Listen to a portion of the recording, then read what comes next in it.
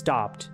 These four things after 70 and my legs got stronger. The relentless march of time often brings with it an unspoken acceptance of decline, a quiet surrender to the perceived inevitability of aging. For years, I, Douglas, found myself caught in this very current. My legs, once reliable companions through a long and active life, were progressively faltering. Each passing month seemed to siphon away a little more of their strength, leaving them feeling more like cumbersome weights than agile instruments of movement. I was convinced, as so many are, that this gradual weakening was simply the way things worked, an unalterable facet of growing older.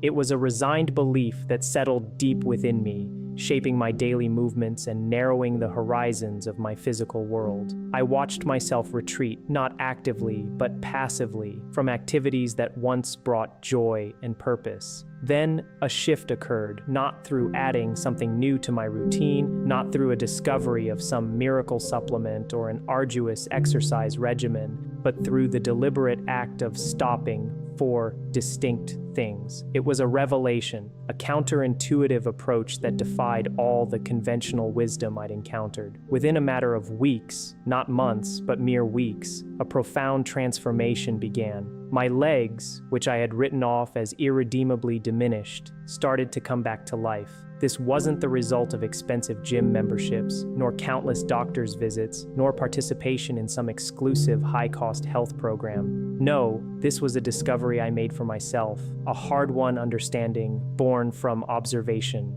and a willingness to question the accepted norms. And today, with an open heart and a deep sense of purpose, I intend to meticulously walk you through every single one of these four crucial changes. I implore you to engage with this entire video, to truly absorb the information I am about to lay before you, because I hold a genuine belief that what I am prepared to share has the very real potential to profoundly alter the trajectory of many of your lives, just as it did mine. My commitment to you is absolute honesty. I will lay bare every detail, including the often painful mistakes I made along the way, the very actions and omissions that, unbeknownst to me, were actively exacerbating my own condition. By the time you reach the conclusion of this discussion, you will possess a crystal clear understanding of precisely what needs to be stopped, and perhaps more importantly, an insight into the remarkable positive changes that unfold once you take that decisive step. My name is Douglas, and I am 79 years young. If any facet of what I've described resonates with your own personal journey, if the sensation of weakening, unreliable legs strikes a familiar chord, I urge you without hesitation to drop the word legs into the comments section right now. I make it a point to read every single one, connecting with each story, each shared experience. Just 2 years ago, the simple act of navigating the short distance from my kitchen to my front door had become an arduous and precarious undertaking. It was a journey I could no longer manage without the constant, reassuring support of the wall, my fingers trailing along its surface, providing a fragile sense of balance and security. My legs, during that period, felt utterly alien to me, as if they were detached entities belonging to someone else entirely. They were heavy, profoundly unreliable, and by the late afternoon, a disconcerting numbness would begin to creep in, stealing away sensation and further diminishing my confidence. In an effort to rationalize this alarming decline, I told myself repeatedly that this was simply normal. "You're 77 years old, Douglas," I'd murmur to myself. What did you truly expect? It was a convenient narrative, a way to make sense of the unsettling reality, but it did little to alleviate the growing sense of frustration and limitation. So, in the face of this perceived inevitability, I did what countless individuals in similar situations instinctively do. I began to rest more. Whenever that familiar, debilitating heaviness would insidiously creep into my legs, I would immediately seek out the nearest chair, succumbing to the urge to sit down. I reasoned that my legs, being older and seemingly more fragile, simply required more time for recovery, more moments of respite from the strain of daily activity. I diligently adhered to this strategy for approximately 6 weeks, believing I was providing them with the necessary care. Yet, to my dismay, the outcome was precisely the opposite of what I had hoped for. My legs grew worse, not in a dramatic, sudden collapse, but rather a quiet, insidious, and utterly disheartening, steady decline. Each day brought a subtle but undeniable increase in their weakness, their unreliability. Around this time, my dear friend Raymond, a steadfast companion since 1987, noticed my increasing struggles. He suggested I explore the benefits of compression socks, relaying how his wife swore by their efficacy for her own leg discomfort. Hope, however faint, flickered within me. I purchased a pair and dutifully wore them every single day for 3 consecutive weeks, adhering strictly to the instructions.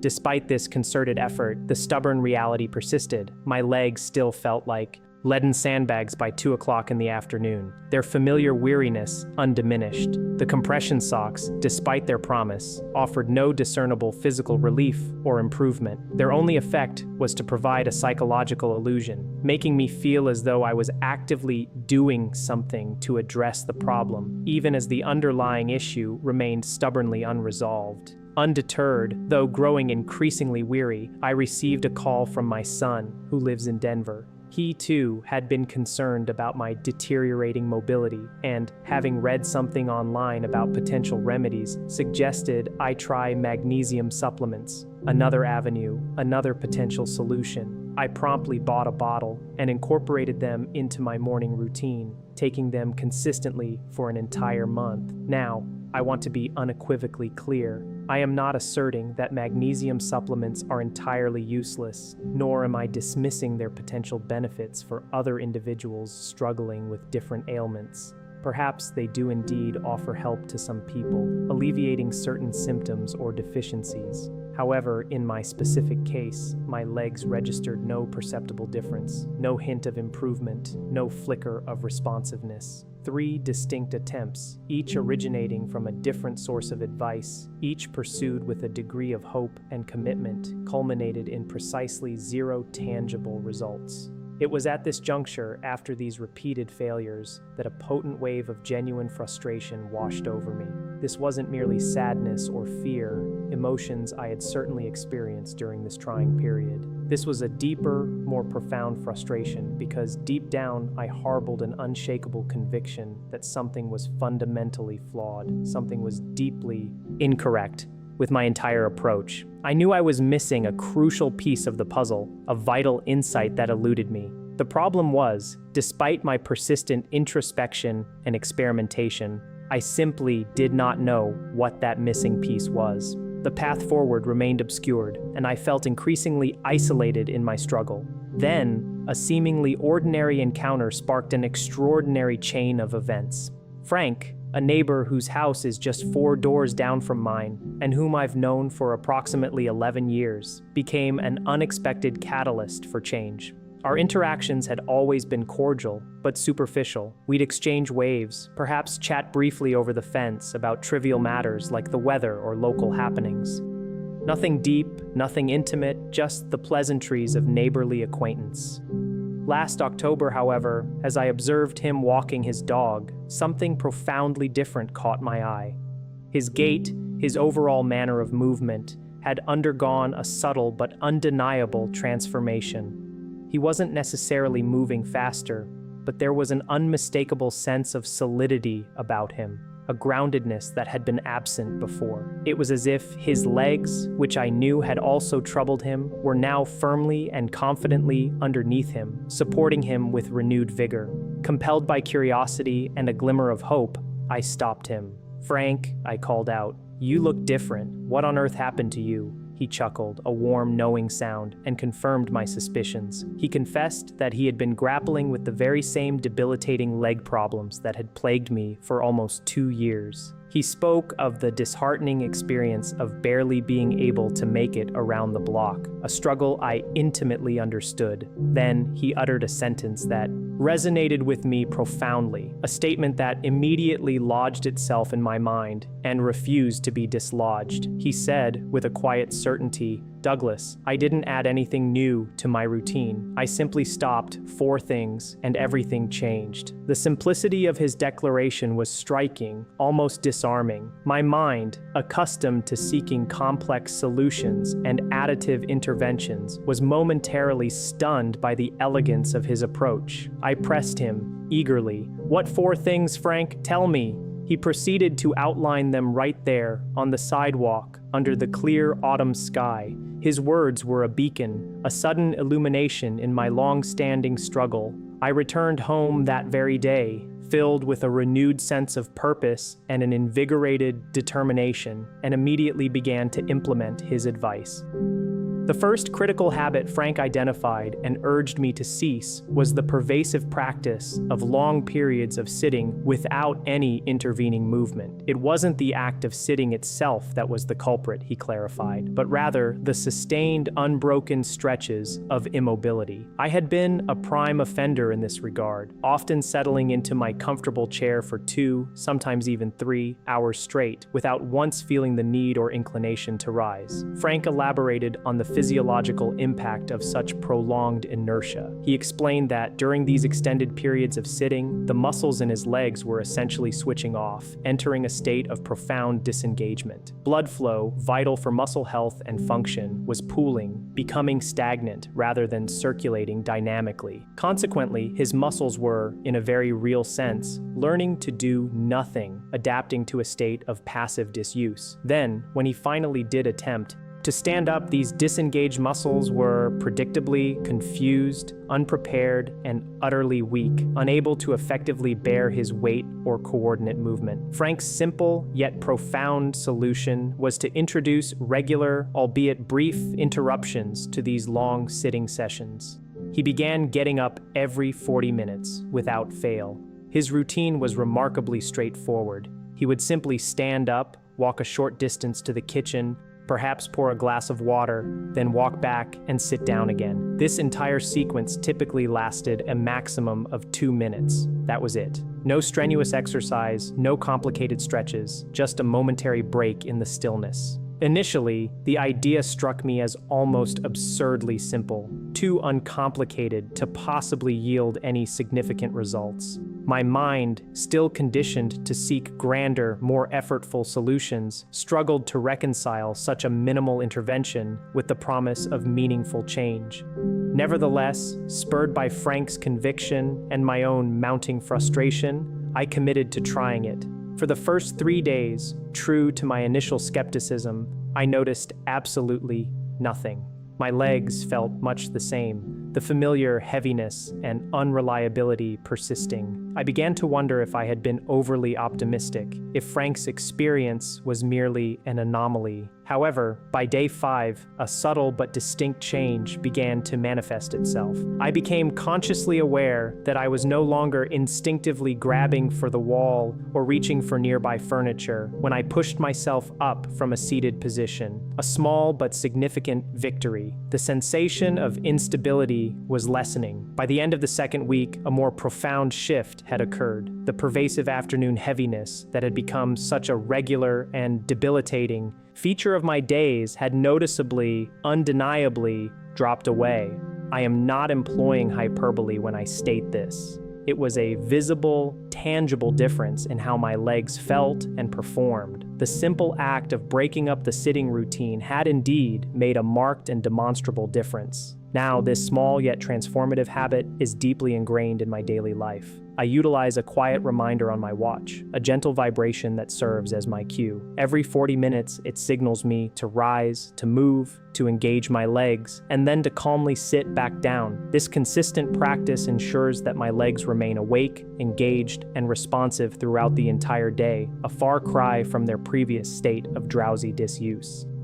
The second crucial habit Frank advised me to discontinue, and this particular revelation truly caught me by surprise, was the practice of consistently wearing thick, soft, heavily cushioned shoes around the house. My immediate reaction was one of bewilderment. Weren't these types of shoes supposed to be good for you, offering comfort and support? Frank meticulously elucidated his reasoning. He explained that his feet, having been perpetually encased in these overly supportive and cushioned shoes, had, over time, ceased performing any real work of their own. The shoes, with their elaborate cushioned soles, built-in arch support, and generously padded heels, were effectively doing all the labor for his feet. This constant external support, while seemingly beneficial, had inadvertently led to the premature retirement of his intrinsic foot muscles. They had become lazy, atrophied from disuse, no longer needing to grip, flex, or stabilize independently. Frank underscored a fundamental truth.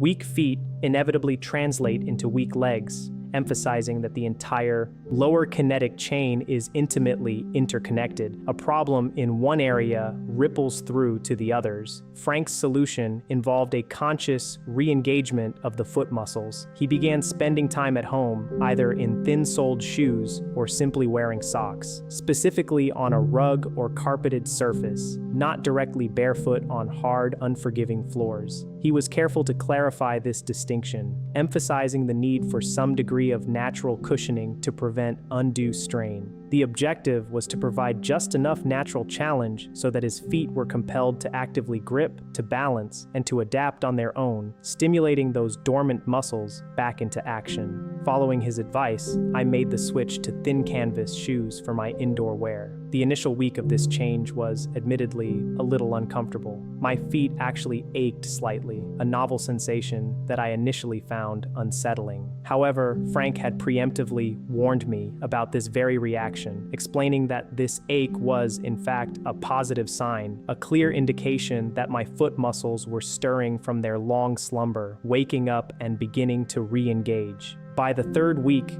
that initial ache had completely subsided, replaced by a palpable sense of renewed stability in my balance. My feet felt more connected to the ground, more responsive. This insight was truly revolutionary for me. If you find yourself constantly navigating your home in thick, heavily cushioned house shoes, your feet, unbeknownst to you, are very likely sleeping on the job, contributing to a broader pattern of lower body weakness.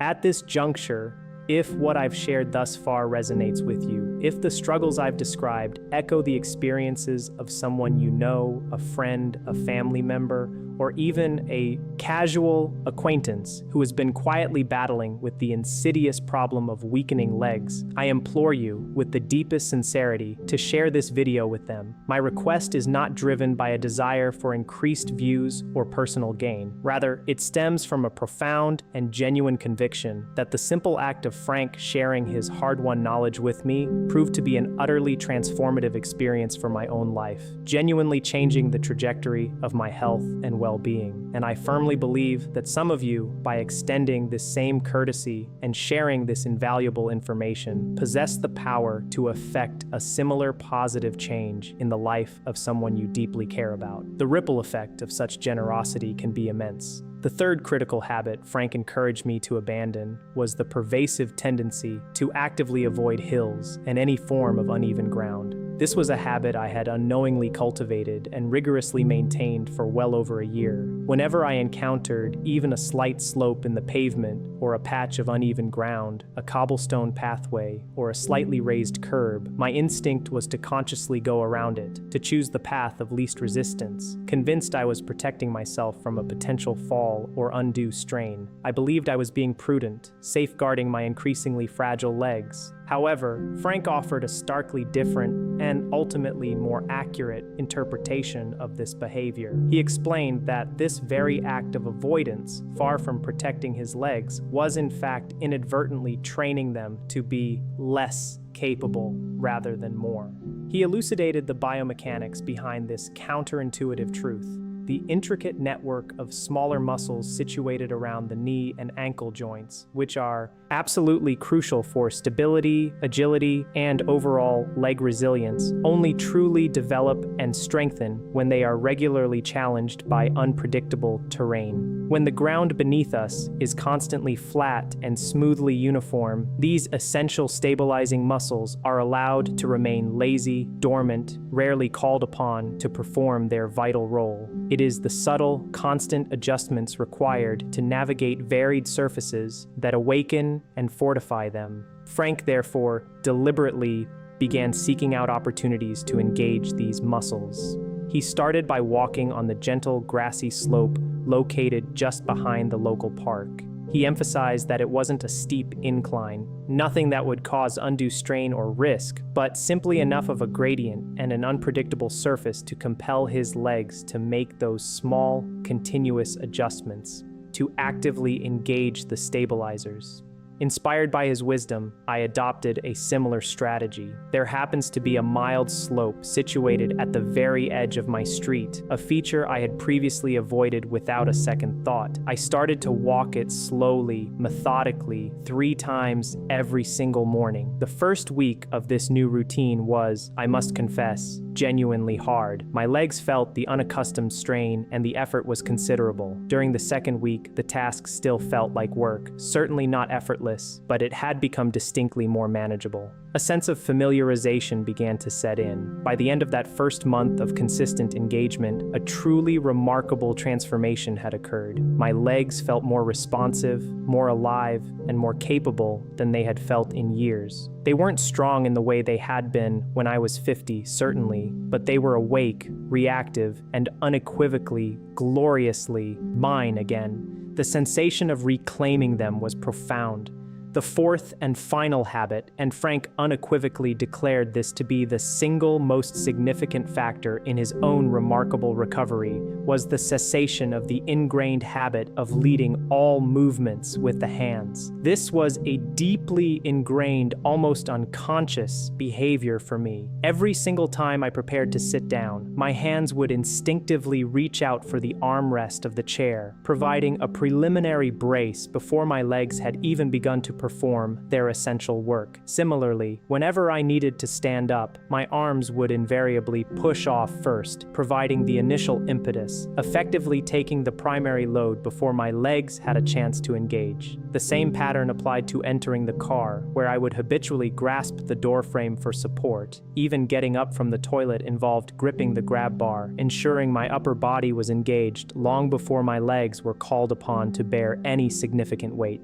Frank, with keen self-awareness, shared his critical realization. He had come to understand that his legs had not genuinely been required to lift his own body weight for months, perhaps even longer. His arms, with their superior strength and habitual engagement, were consistently performing the job first, thereby circumventing the leg's natural function and further exacerbating their weakness. His solution was brilliantly simple in its conception, though undoubtedly challenging in its initial execution. He began to introduce a deliberate pause before every single sit and stand. He would consciously place his hands either in his lap or allow them to hang loosely at his sides, thereby forcing his legs to do the primary work, to initiate the movement, and to bear the full burden of his body weight.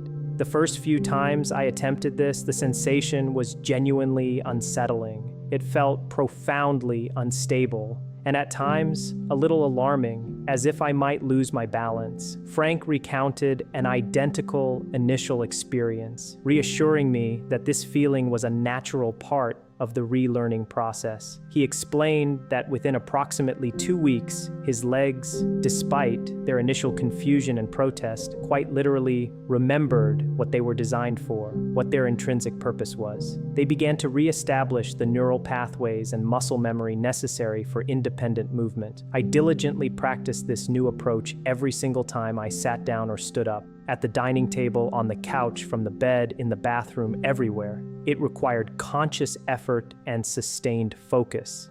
By the 3rd week, however, a marvelous shift had occurred. I no longer had to consciously think about it. My legs, through consistent repetition, were simply doing it automatically, gracefully, and without hesitation. This particular discovery, the cessation of leading with the hands, is the one piece of wisdom I most fervently wish someone had imparted to me 10 or even 20 years ago. The cumulative impact of that single change alone would have spared me so much unnecessary decline. Now, I can almost anticipate what some of you might be contemplating, what objections might be forming in your minds. You might be thinking, my situation is fundamentally different, Douglas. My legs are in a far worse state than yours ever were. I contend with a persistent bad knee, or perhaps a problematic hip. I have numerous other underlying health issues that complicate matters, and I want you to know unequivocally that I hear you. I genuinely understand the complexity of individual health journeys, and I am certainly not advocating for you to disregard the crucial signals your body is sending you, or to ignore the professional medical advice you may have received. My message is one of cautious, incremental empowerment. What I am suggesting is this: pick one. Just one of these 4 practices I've shared. Start small, start simple. If you are unsure which one to choose, or if your physical limitations suggest a safer starting point, then begin with the sitting one. It requires no special equipment, no financial outlay, and carries virtually no risk. Make the commitment to simply get up every 40 minutes, even if it's just for 2 brief minutes of gentle movement. Engage in this single, straightforward action consistently. Give it 2 full weeks before you allow yourself to conclude that it doesn't work, before you dismiss its potential. Frank, despite his transformative insights, did not mend every aspect of his physical condition overnight, and neither did I. The journey of recovery and strengthening is rarely instantaneous, but I can tell you with unwavering certainty that something will shift. A small improvement will manifest, a subtle change will occur, and that small, encouraging shift, that initial spark of progress, will provide you with the necessary momentum, the confidence, and the insight to take the very next step, whatever that may be for your unique circumstances. It's a process of gentle, persistent, self-directed evolution. Indeed, it was a little over 2 months after that pivotal sidewalk conversation, that unexpected exchange of life-altering wisdom, that Frank and I began a new ritual. Every Tuesday and Thursday morning, we started walking together. These weren't grueling, fast-paced excursions, nor were they particularly long distances. We simply ambled around the quiet neighborhood, side by side, engaging in the comfortable, meandering conversations that often characterize long-standing friendships. We talked about nothing terribly important: the antics of his dog, the progress of my garden, shared recollections of bygone years, perhaps a nostalgic remembrance of 1987. The walks were as much about camaraderie as they were about physical movement, yet with each gentle step, our legs grew incrementally stronger, more reliable. Then, just last Tuesday, a challenge was implicitly issued, a silent understanding passing between us. Frank, with a mischievous glint in his eye, suggested we try to walk up the steeper hill on Maple Street, the one we typically skirted, without stopping, without a break. It was a proposition that months prior would have been utterly unthinkable, fraught with anxiety and the certainty of failure. But now, with a newfound confidence blossoming in my legs, I accepted, and to my profound elation, I made it. Every single step, all the way to the summit, so did he. We stood there at the top, 2 old men, slightly winded but undeniably triumphant, surveying the neighborhood below, feeling as if we had just scaled something far more formidable and significant than a mere residential hill, and perhaps in a spiritual and personal sense we had. My legs are not perfect now, they never will be, not in the way they were in my youth. They bear the marks and the wisdom of decades lived. But they are unequivocally mine again. They respond to my will, they carry me forward, they support me in my daily life, and truly, for me, that is more than enough. If this video, this shared journey of discovery, has offered you something of value today, even one small, solitary insight or spark of hope, then I invite you to share that feeling, to make it known. Drop the word "mine" in the comments section below. Let us share in this collective reclamation of strength and autonomy.